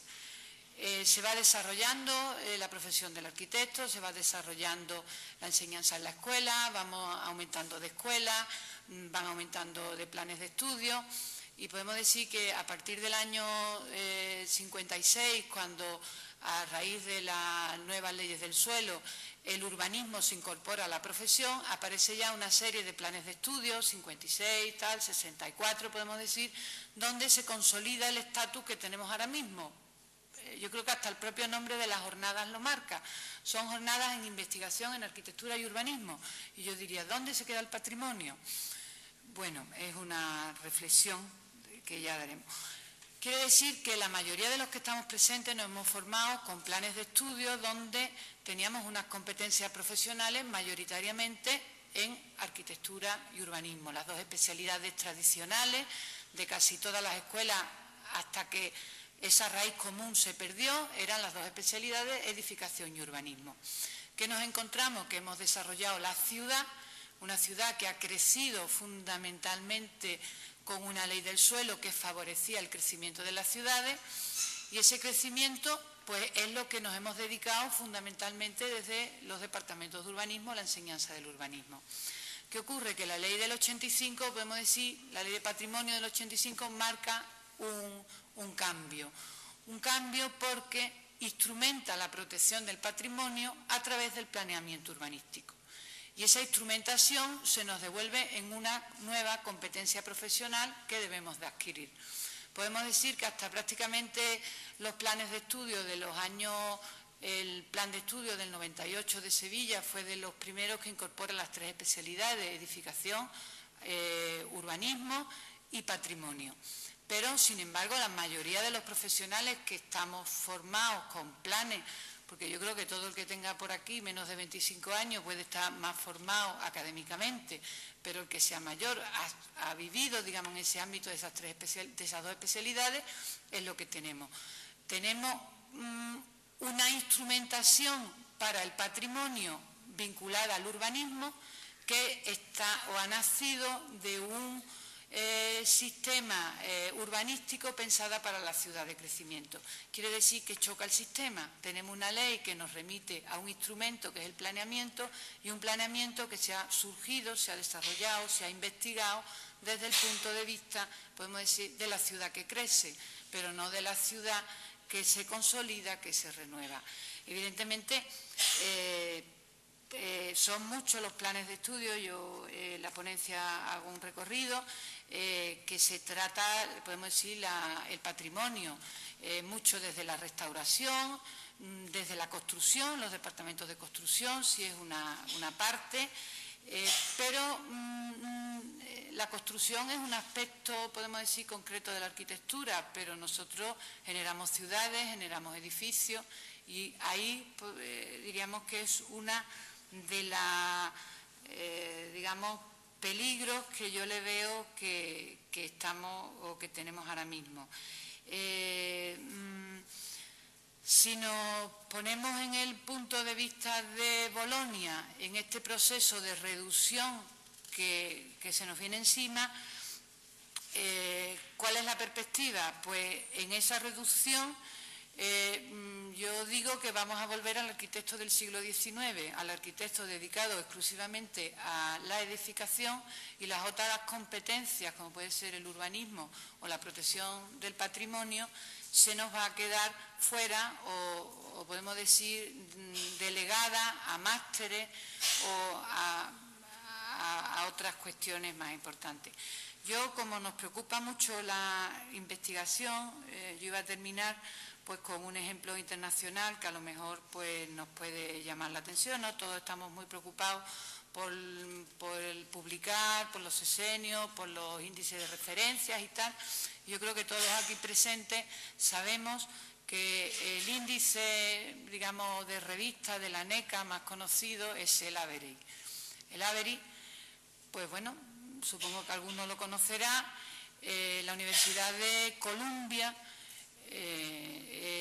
está organizada por edificios, y el nombre justamente del edificio de la sede de la Escuela de Arquitectura se llama AVERY.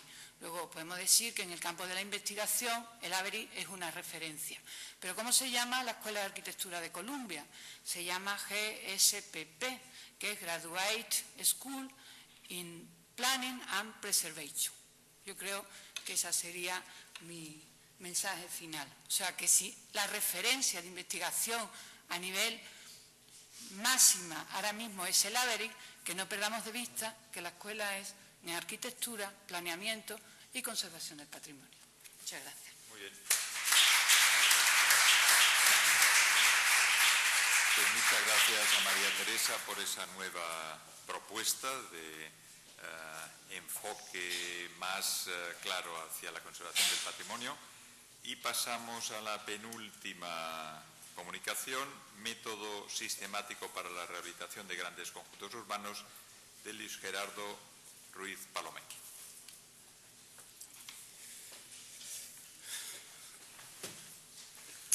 ¿Es la mesa 1?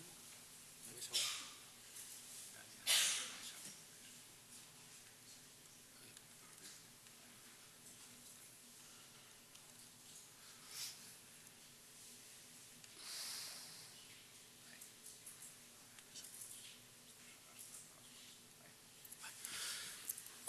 buenas. Bueno, reconozco que la presentación que voy a dar ha pasado por sucesivas estructuraciones mentales en mi cerebro hasta que al final me he decidido a presentar, en el poco tiempo que hay, lo que realmente yo quiero comunicar. Y lo que yo realmente quiero comunicar, aunque está basado en todo un estudio de muchos años, en un caso real de sistematización de un proceso de rehabilitación complejo y de 8.500 viviendas, sin embargo, yo lo que quiero comunicar es que ahora mismo la rehabilitación es un eje importantísimo de la política de vivienda del Estado y por consiguiente también de las autonomías, y creo que no podemos perder la oportunidad, creo que estamos incluso obligados a incorporarla en nuestros planes de estudios con un rango equivalente a lo que sería la obra nueva, que predomina lógicamente, como todos sabéis, y con muy buenos resultados en la formación de arquitectos ha predominado históricamente. Yo creo que llega un momento en que no puede predominar tanto. El patrimonio de nueva planta, la edificación de nueva planta está tocando su techo, creo que aparentemente ha tocado su techo, hay un pool de viviendas sin vender que se va a diluir en muchos años y al menos en 10, 15, 20 años va a predominar, o por lo menos va a tener un nivel de incidencia análogo a la rehabilitación de viviendas. La rehabilitación de viviendas no es nueva en España, por lo menos desde el punto de vista normativo y legislativo, con amparo legal y de los planes de vivienda. Realmente el primer plan de vivienda que yo recuerdo que tuviera una política ya de rehabilitación consolidada desde el año 83, es decir, tenemos 25 años de rehabilitación. Lo que pasa es que en principio la rehabilitación se enfocó fundamentalmente a una rehabilitación del patrimonio cultural con un aspecto patrimonial sobre todo y ambiental de los conjuntos históricos. Ese enfoque, que ha dado sus resultados evidentemente importantes, sin embargo, no atacaba de raíz el problema realmente social que hay de vivienda en los barrios obsoletos de la primera periferia, fundamentalmente de la posguerra. Y ahora mismo nos encontramos con que tenemos delante de nosotros un problema de la escala de los 8 millones de viviendas prácticamente. Entre 1940 y 1980 en España se han construido alrededor de 8 millones de viviendas, números redondos, de los cuales 1,5 millones al menos, más de 1.700.000, se construyen entre el 40 y el 60 y son viviendas obsoletas, fuera con una funcionalidad no adecuada al siglo XXI y habitadas por una población que simplemente vive ahí porque no se ha podido ir. Es una población con pocos recursos y con graves problemas sociales. Eso además se ha construido en lo que podemos llamar grandes conjuntos urbanos, aunque realmente pueden ser más o menos de mayor o menor tamaño. De hecho, yo lo que estoy tratando de comunicar es que el enfoque que debemos dar a la rehabilitación, que yo propongo por lo menos que se incluya en los estudios de arquitectura, no es un enfoque uno a uno, edificio a edificio, como el edificio singular, cada edificio es diferente al de al lado, porque eso en estas situaciones, en estos grandes conjuntos, no es cierto. Los edificios se parecen mucho, están hechos en grandes operaciones, generalmente operaciones públicas, operaciones privadas más o menos especulativas, pero con un dimensionado entre las 1.000 y las 10.000 viviendas, por decir un número, y es lo que pueden llamar grandes conjuntos urbanos.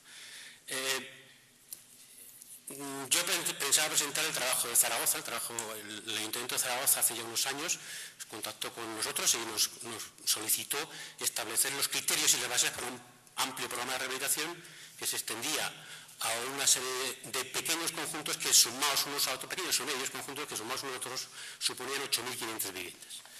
Realmente, como no hay tiempo, voy a intentar solo extraer de aquí lo que es de sistemático y metodológico que intentamos aprender o deducir de este trabajo e intentar ponerlo sobre la mesa como, haciendo ver que este enfoque no solo es imprescindible, sino que también hay un cierto cuerpo de conocimiento de lo que estamos trabajando en esto que creo que es importante a la hora de implementarlo, ¿no? En primer lugar, todo el enfoque se basaba en un estudio sistemático que empezaba desde un estudio sistemático no solo de la edificación, estableciendo unas categorías de la edificación, que luego definiré un poco mejor, y unos tipos dentro de esas categorías que se complementaban también con una sistemática del modelo social que habitaba en ellas. Es decir, son poblaciones muy homogéneas viviendo en edificios muy homogéneos. Y eso dio lugar también por tanto, a una sistemática en el diagnóstico de sus problemas. Estoy hablando ahora únicamente de la edificación, aunque hay una sistemática en el diagnóstico de los problemas de la urbanización, de los problemas sociales y los problemas de gestión. El problema tiene una complejidad importante porque es multidisciplinar, es decir, abarca no solo la propia edificación, sino lógicamente el urbanismo y la urbanización, y los aspectos sociales y los aspectos de implementación y de gestión final para que sea exitosa o eficaz la rehabilitación. Y, ya digo, sistematizar el diagnóstico de los problemas y sistematizar las propuestas de solución. El principio de la categorización de edificios, que es un poco lo que más pensaba extenderme aquí, se basa en un concepto muy sencillo, y es que igual que un organismo vivo, o prácticamente en paralelismo con él, un edificio tiene unas características genéticas, o sea, hereditarias. De hecho, está diseñado por alguien que le da su formalización y su funcionalidad inicialmente, que tiene un padre y una madre, un arquitecto y una arquitecta, pero no solo eso, tiene además una construcción en un momento dado, es decir, tiene un desarrollo en su gestación, es decir, y tiene finalmente una implementación en un medio, igual que un ser humano o que un animal cualquiera, o sea, un ser vivo.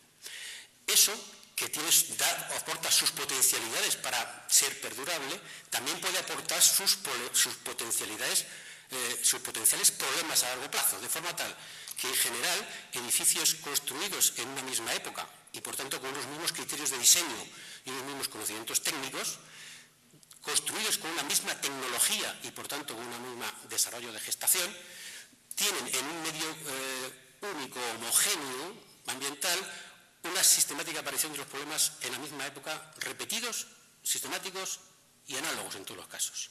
Eso da lugar a la posibilidad de tipificación de las categorías de edificios, que son, en principio, aquellos que están diseñados con unos criterios de diseño homogéneos, con unos programas funcionales iguales y con unos medios constructivos semejantes, y no solo eso, sino construidos con un mismo promotor, con unos mismos objetivos, social o especulativo o simplemente de mercado, pero son los diferentes objetivos de entrada, de lugar a diferentes soluciones funcionales y formales y diferentes sistemas constructivos a emplear. Eso produce, unido a la tecnología de la época, con sus medios materiales y constructivos y de sistemas constructivos, ya digo, unos problemas que aparecen sistemáticamente a la vez. Eso permite, por lo tanto, diagnosticar grandes conjuntos homogéneos a base de problemas patológicos homogéneos. El tema es que hay que decidir también cuál es el objetivo de la rehabilitación, y eso es algo que no está absolutamente nada... ¿2 minutos solo? Perdón.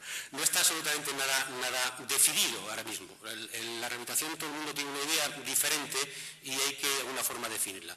Nosotros partimos de la base de establecer lo que podemos llamar, igual que establece el código técnico en el apartado energético, en el HE, lo que llamamos el edificio de referencia. Si yo tengo un edificio objeto, que es el que quiero rehabilitar, ¿y a dónde quiero llevar con la rehabilitación? Bueno, al edificio de referencia, que sería aquel edificio con un programa funcional hecho al día de hoy.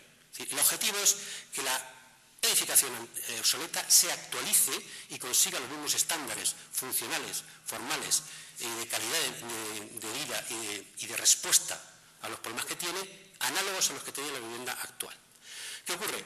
Que la vivienda construida al día de hoy es fácil de construir, no tiene ninguna limitación, pero una vivienda ya construida, transformarla en su edificio de referencia, a veces es imposible físicamente.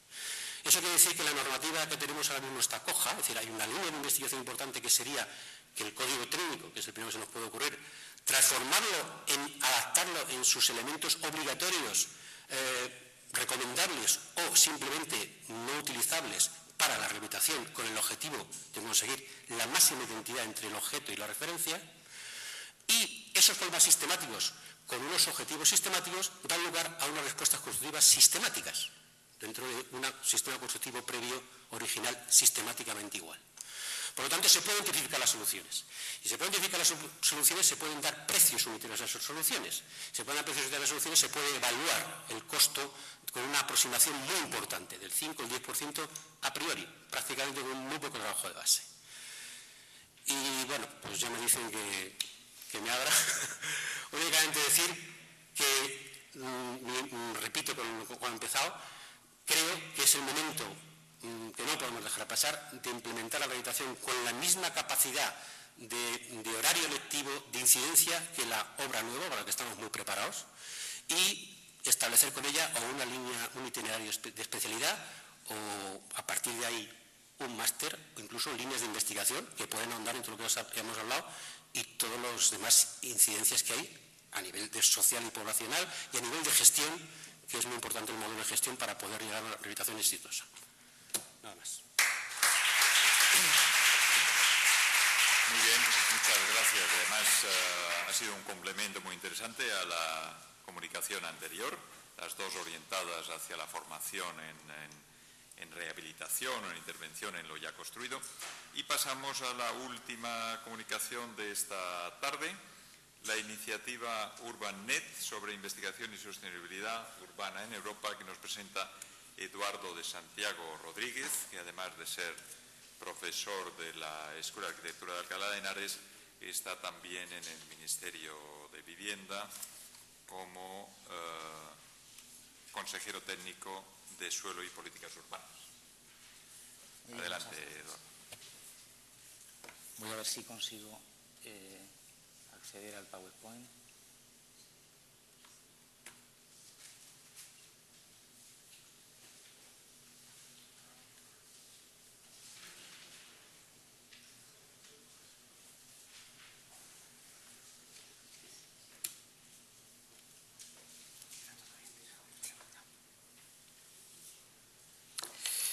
Esta comunicación es un poco singular en el contexto del Congreso, en tanto en cuanto estoy aquí en esta doble condición de, por un lado, de profesor y por otro, también como consejero del Ministerio de Vivienda. Esta comunicación se centra en una iniciativa que se denomina UrbanNet, que en realidad es un proyecto de investigación sobre la investigación en temas de urbanismo y sostenibilidad en Europa. Es una iniciativa dentro del 6º programa marco de la Unión Europea.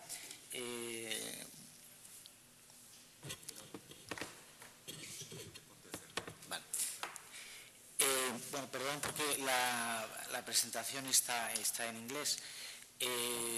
Una perspectiva del panorama de investigación en la Unión Europea pues muestra la diversidad y la fragmentación de los programas nacionales frente a la concentración de lo que puede ser la investigación en Estados Unidos o incluso en China y Japón, ¿no? Sin embargo, la potencialidad de todos los Estados miembros juntos casi alcanza la de los Estados Unidos. En este sentido, el 6º programa marco intenta hacer un esfuerzo por la coordinación de los programas nacionales de investigación. Y con esa idea de la coordinación de los programas nacionales, del intercambio de experiencias entre los organismos que financian investigación, etcétera, surge la iniciativa de las ERANETS dentro del 6º programa marco, y esta es una iniciativa que también ha continuado dentro del 7º programa actual. En el 6º programa marco hay unas 80 ERANETS con una financiación de unos 390 millones de euros, en las que participan 38 estados, y su principal objetivo es superar la fragmentación de las visiones actuales de los programas de investigación y avanzar hacia la integración de estos programas de investigación. ¿Qué significa la integración de esos programas de investigación? Pues significa el desarrollo de actividades conjuntas entre los Estados miembros, la definición de los marcos estratégicos futuros para la investigación en Europa y, sobre todo, el lanzamiento de convocatorias conjuntas de carácter transnacional para investigar. Bueno, voy a ir un poquito más rápido. UrbanNet es una de estas 80 y tantas ERANETs. España, por dar unas cifras, participa en unas 60, la mayoría coordinadas por el Ministerio de Ciencia y Tecnología, el CEDETI, el INIA, las de Agricultura, y esta ERANET es la ERANET específica sobre investigación en temas urbanos.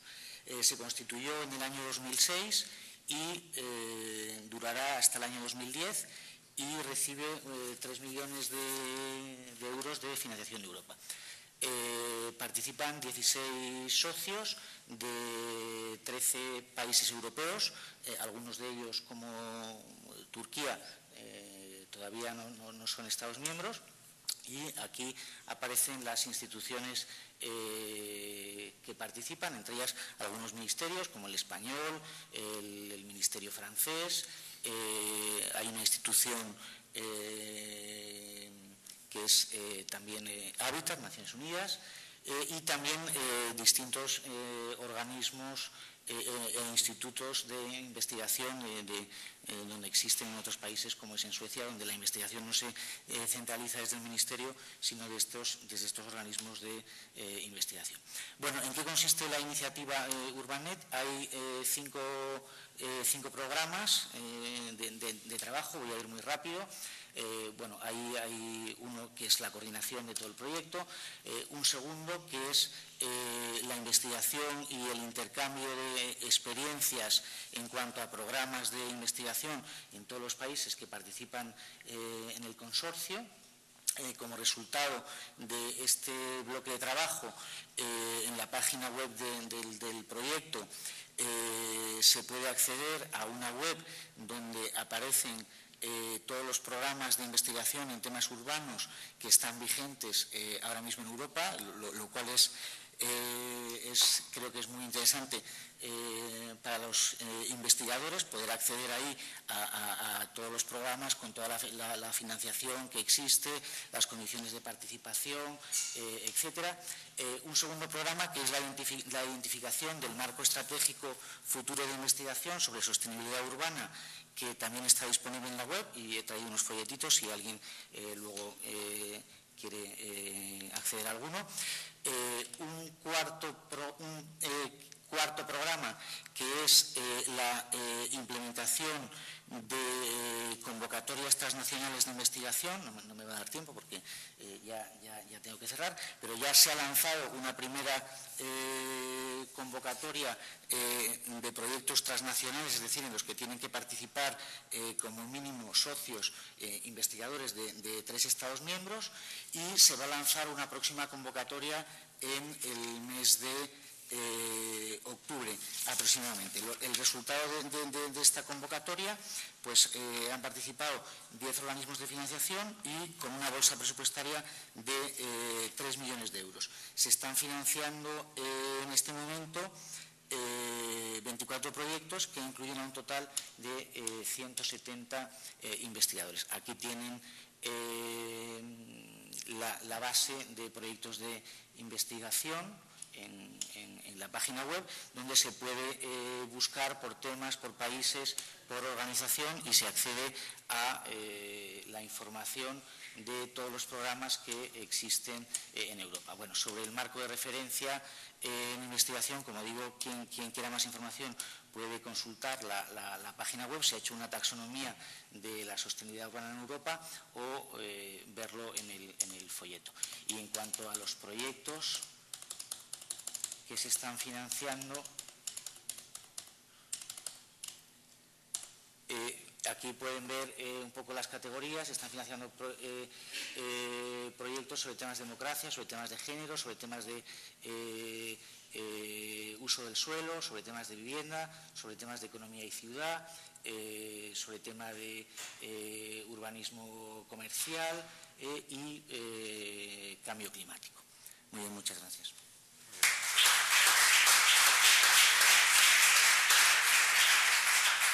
Pues muchas gracias, Eduardo de Santiago, por esta información que yo creo que es muy valiosa. Con esto hemos llegado al final de esta segunda fase de presentación de comunicaciones.